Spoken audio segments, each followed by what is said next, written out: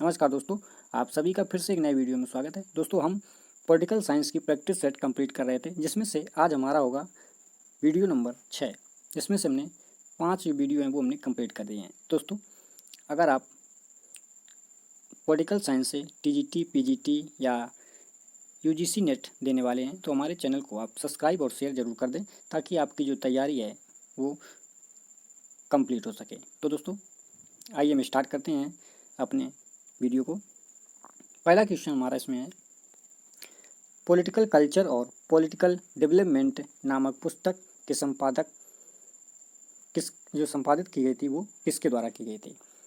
तो ये की गई थी ल्यूसियन पाई सिडनी वर्मा के द्वारा की गई थी। तो इसमें से जो राइट आंसर है वो हो जाएगा हमारा first option number right answer है। अगला क्वेश्चन इसमें है, निम्नलिखित में से अंतर्राष्ट्रीय राजनीति के आदर्शवादी दृष्टिकोण का समर्थक कौन है? तो ये है James short well. Right answer हो जाएगा हमारा इसमें से third option number right answer है। अगला इसमें, निम्नलिखित में से कौन सी क्षमता निर्माण की पद्धति नहीं है? तो इसमें से जो राइट आंसर है वो है लोचशीलता। राइट आंसर हो जाएगा first option number right answer है, लोकशीलता। निम्नलिखित में से कौन सा असहयोग आंदोलन 1921 और 22 के कार्यक्रम से संबंधित नहीं था? तो ये है ब्रिटिश अधिकारियों का अपमान करना, ये संबंधित नहीं है। तो राइट आंसर हो जाएगा हमारा fourth option number right answer है। अगला इसमें, अध्यक्ष सदन के किसी भी सदस्य को बोलने से रोक सकता है और अन्य किसी सदस्य को बोलने दे सकता है, इस धारणा को क्या कहते हैं? तो इस धारणा को कहते हैं बैठ जाना। राइट आंसर हो जाएगा इसमें से हमारा fourth option number right answer है। ऑप्शन है इसमें, क्वेश्चन है दूसरा। नेक्स्ट क्वेश्चन इसमें, मूल अधिकारों एवं नीति निर्देशक तथ्यों में विवाद का पहला मामला कौन सा है? तो इसमें से जो है वो है चंपारण दोहरा राजन बनाम मद्रास राज। राइट आंसर हो जाएगा इसमें से हमारा first option number right answer है। अगला क्वेश्चन इसमें है, निम्नलिखित में से कौन सा संविधान संशोधन नगरीय या स्वायत्तशासी संस्थाओं की संवैधानिक से संबंधित है? इसमें से जो राइट आंसर है वो है हमारा 74वां संविधान संशोधन। इसमें से हमारा नेक्स्ट क्वेश्चन इसमें, किस संवैधानिक संशोधन ने राज्य के नीति निर्देशक सिद्धांतों को विस्तार किया? तो ये किया था 42वां संविधान संशोधन के द्वारा। अगला क्वेश्चन हमारा इसमें, भारतीय संविधान में स्वतंत्रता का अधिकार 5 अनुच्छेदों द्वारा प्रदान किया था, वो कौन थे? तो ये हैं 19 और 22, अनुच्छेद 19 से 22 तक। राइट आंसर हो जाएगा हमारा third option number right answer है। भारत के संविधान में 10वीं अनुसूची जोड़ी गई थी, किस संविधान संशोधन के द्वारा जोड़ी गई थी? तो ये जोड़ी गई थी 52वें संविधान संशोधन के द्वारा। राइट आंसर हो जाएगा first option number right answer है। अगला इसमें, भारत के संविधान में 10वीं अनुसूची जोड़ी गई थी, कौन सा हमारा था? राइट था हमारा फर्स्ट ऑप्शन नंबर राइट है। अगला इसमें, लोक लेखा समिति के सदस्य निम्नलिखित होते हैं, सही उत्तर दीजिए। तो इसमें लोकसभा में जो है वो 15 होते हैं और राज्यसभा में 7 होते हैं और कुल मिला के 22 होते हैं। तो इसमें से हमारा जो राइट आंसर हो जाएगा हमारा second option number right answer है।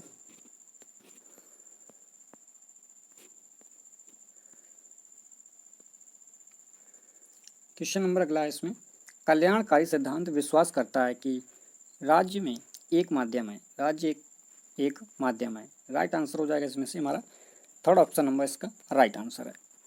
अगला इसमें, राष्ट्रीय हित विदेश नीति का तत्व क्या है? तो इसमें से जो हमारा राइट आंसर है वो है निर्धारित तत्व। कैसा है? निर्धारित तत्व है। तो राइट आंसर हो जाएगा हमारा इसमें से second option number right answer है। क्वेश्चन नंबर अगला है, अनौपचारिक संगठन की अवधारणा प्रतिपादित की गई किसके द्वारा? तो ये की गई थी अल्टन मायो के द्वारा। राइट आंसर हो जाएगा हमारा फोर्थ ऑप्शन नंबर इसमें राइट आंसर है। अगला इसमें, संयुक्त राष्ट्र सुरक्षा परिषद में रूस को स्थायी सदस्यता उसकी किस योग्यता के आधार पर दी गई? तो इस क्वेश्चन का जो राइट आंसर वो है पूर्व सोवियत संघ का उत्तराधिकारी राज्य। फर्स्ट ऑप्शन नंबर इसमें राइट आंसर है। अगला इसमें भारत के राष्ट्रीय मानवाधिकार आयोग के विषय में निम्नलिखित में से विचार कीजिए। तो पहला इसमें इसका मुख्य अध्यक्ष अनिवार्य रूप से भारत का सेवानिवृत्त मुख्य न्यायाधीश होना चाहिए, इसमें राइट है।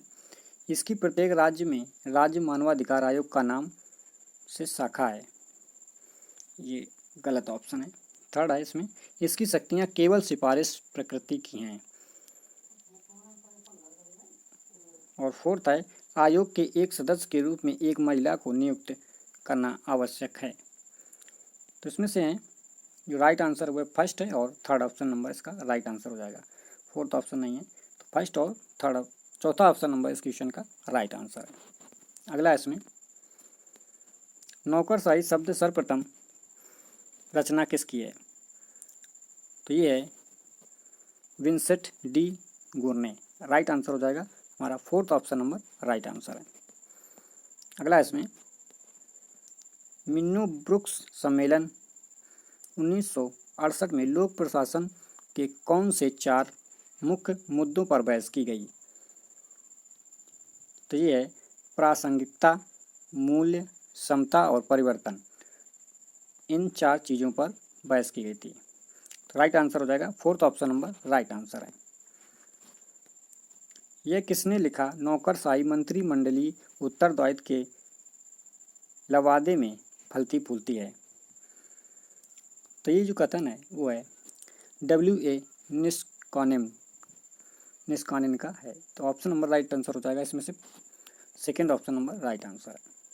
अगला इसमें पोस्ट कार्ड शब्द लोक प्रशासन के शब्द से जुड़ा है, इसका जो अर्थ है वो क्या है? तो ये है क्षेत्र, क्षेत्र शब्द से जुड़ा हुआ है। अगला इसमें यह किसने कहा था कि पूर्णतः वचनबद्ध नौकरशाही ही एक सामाजिक परिवर्तन ला सकती है जो पंचवर्षीय योजनाओं और प्रगतिशील विधान में निहित है? तो ये कहा था इंदिरा गांधी, राइट आंसर हो जाएगा हमारा second option number right answer है। एक संतुष्ट सुअर से एक असंतुष्ट सुकरात का जीवन श्रेयस्कर है, यह कथन जो है किसका है? तो ये है J.S. मिल का है, व्यक्तिवादी से जुड़ा हुआ है। J.S. मिल किससे? व्यक्तिवादी से। किसने कहा कि धर्म से वंचित राजनीति एक मृत्यु जाल है क्योंकि वह आत्मा का हनन करती है? तो इसमें से जो राइट आंसर है वो है M.K. Gandhi ji, right answer हो जाएगा हमारा first option number right answer हो जाएगा। तुलनात्मक राजनीति का प्रथम अग्रगामी विचारक था? तो ये था अरस्तु, राइट आंसर हो जाएगा second option number right answer है।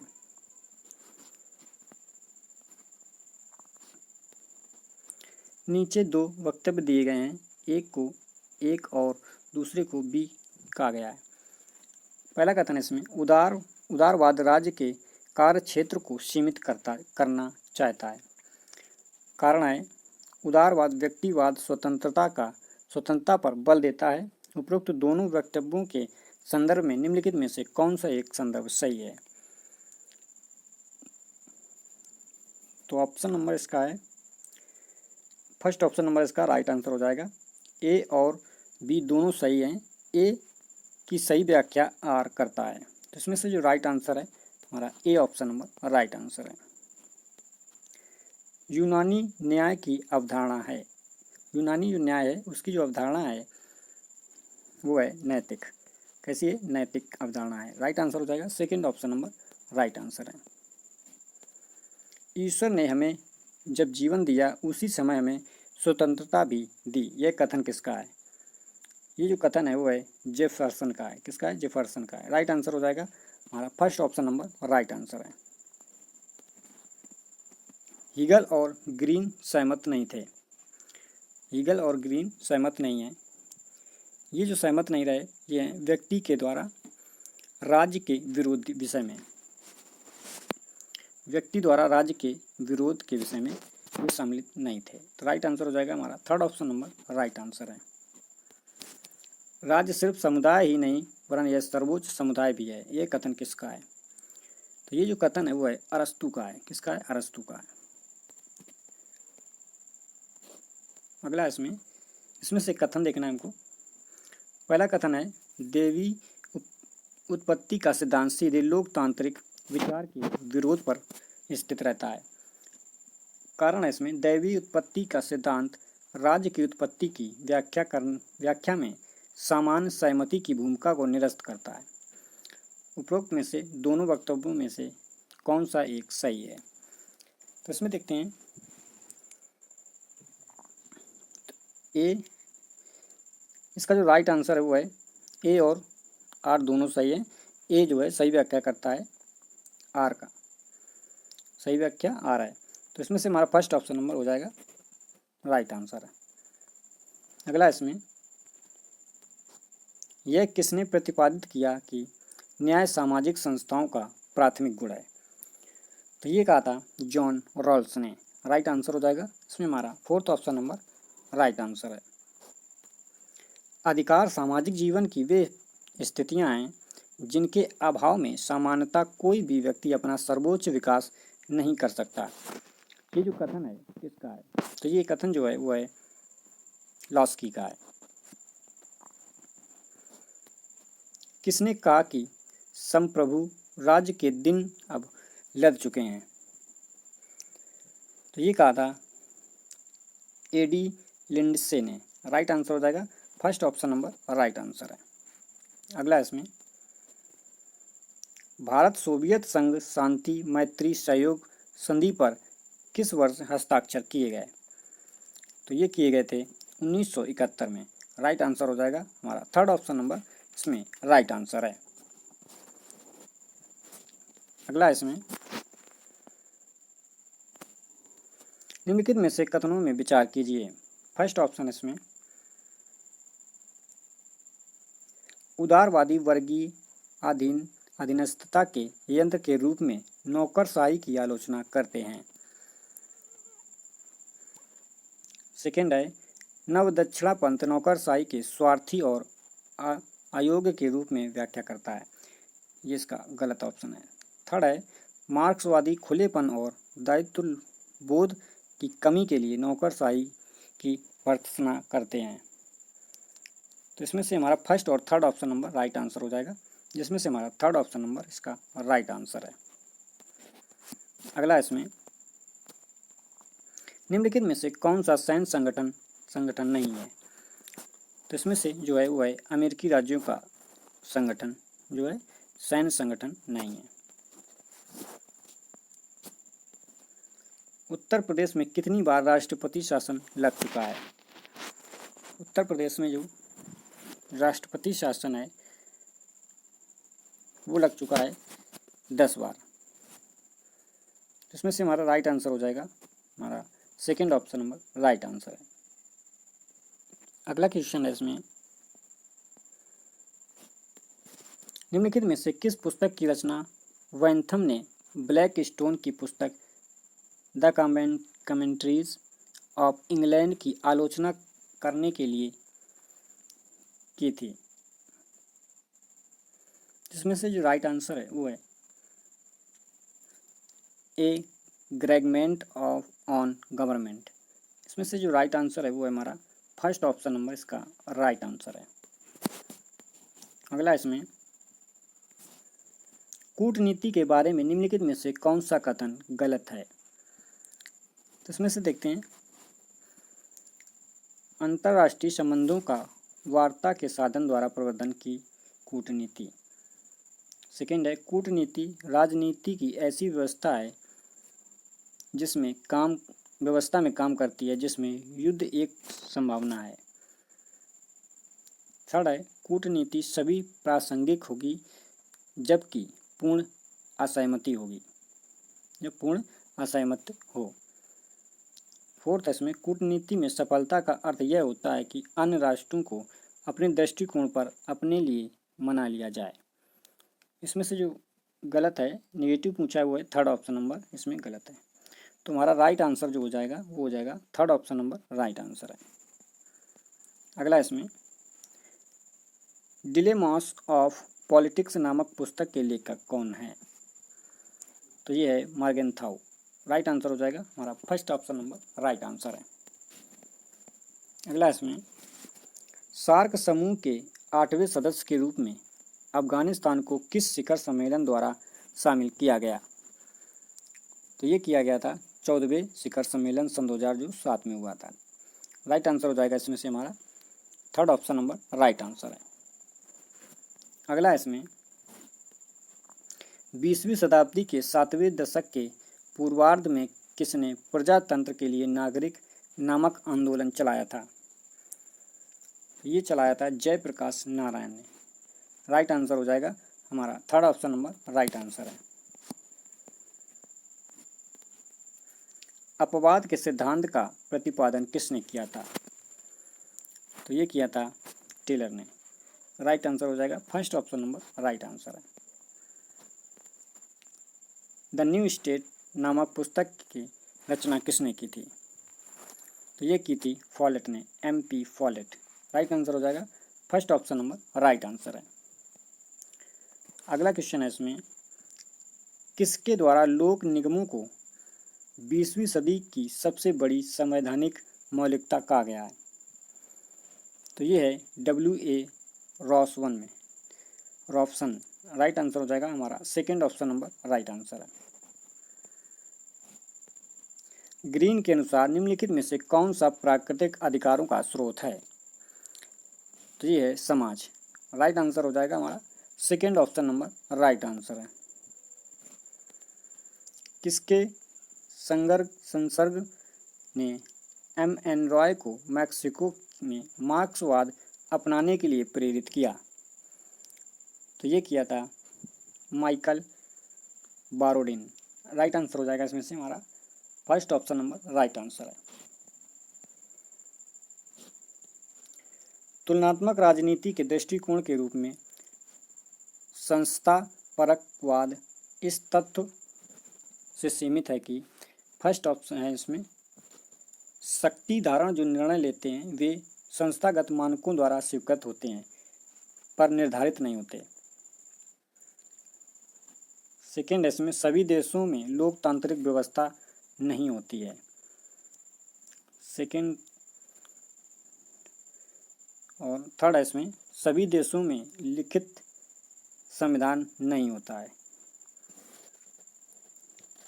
इसमें से जो राइट आंसर है वो है हमारा फर्स्ट और सेकेंड। इसमें राइट आंसर हो जाएगा फर्स्ट और सेकेंड। फोर्थ ऑप्शन नंबर इसका राइट आंसर है। अगला इसमें कैपिटलिज्म, सोशलिज्म और डेमोक्रेसी नामक पुस्तक की रचना किसने की? तो ये की थी शुम्पीटर ने। राइट आंसर हो जाएगा इसमें फर्स्ट ऑप्शन नंबर इसमें राइट आंसर है। अगला इसमें डेविड एप्टर के अनुसार निम्नलिखित में से कौन सी राजनीतिक विशेषण की महत्वपूर्ण परंपरा नहीं है? तो ये है रचनावाद। राइट आंसर हो जाएगा इसमें से हमारा third option number right answer है। तुलनात्मक राजनीति के क्षेत्र के बारे में निम्नलिखित में से कौन सा कथन गलत है? तुलनात्मक राजनीति आदर्श राज्य की स्थापना करती है। तुलनात्मक राजनीति विश्व को कम भ्रांतिपूर्ण बनाती है। थर्ड है तुलनात्मक राजनीति इस पूर्वाभास में मदद करती है कि विश्व किस ओर अग्रसर है। फोर्थ है तुलनात्मक राजनीति उन संस्थाओं और प्रथाओं को बनाती है जो हमारी अपनी से बेहतर या बदतर है। तो इसमें से जो राइट आंसर है वो हमारा first option number right answer हो जाएगा। तुलनात्मक राजनीति आदर्श राज्य की स्थापना करता है, ये हमारा नेगेटिव है। अगला इसमें निम्नलिखित में से कथनों पर विचार करें। फर्स्ट है वेंथम का मानना था कि मनुष्य उपयोगिता की अधिकाधिक वृद्धि करते हैं। सेकेंड है वेंथम महिलाओं के मताधिकार पर पुरजोर समर्थन करते हैं। और तीसरा है दार्शनिक उग्रवादी वेंथम के अनुयायी थे। उपरोक्त कथनों में से कौन सा कथन सही है? तो इसमें से फर्स्ट और सेकेंड नंबर इसकी राइट आंसर हो जाएगा, केवल फर्स्ट और सेकेंड। अगला इसमें कौन सा देश अध्यक्षात्मक व संसदीय प्रणालियों का सर्वश्रेष्ठ उदाहरण है? तो ये है फ्रांस। राइट आंसर हो जाएगा हमारा third option number right answer है। निम्नलिखित में से कथनों पर विचार करें।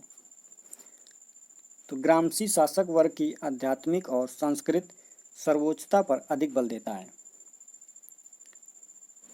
सेकेंड है, ग्रामसी के अनुसार वर्ग व्यवस्था केवल असमान आर्थिक और राजनीतिक शक्ति पर आधारित है। थर्ड है, ग्रामसी का कहना है कि नागरिक समाज द्वारा ही पूंजीवादी वर्चस्व के मूल और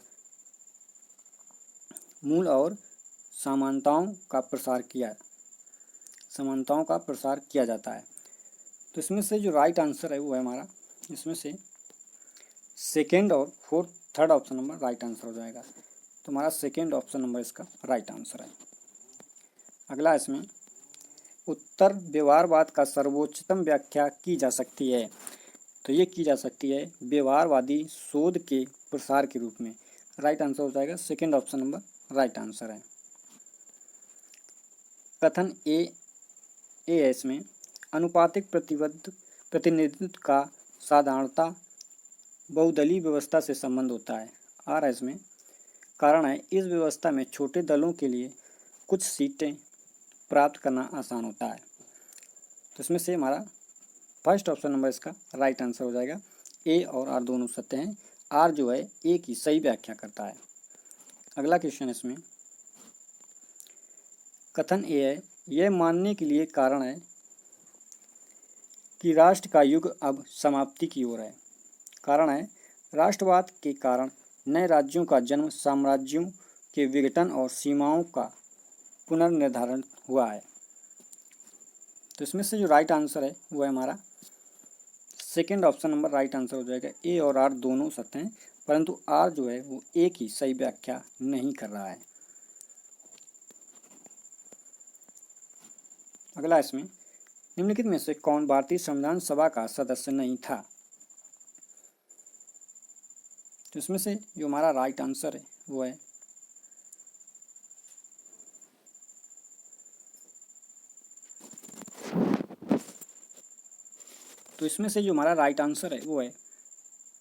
बी.एन. राव। बी.एन. राव जो है संविधान सभा के सदस्य नहीं थे।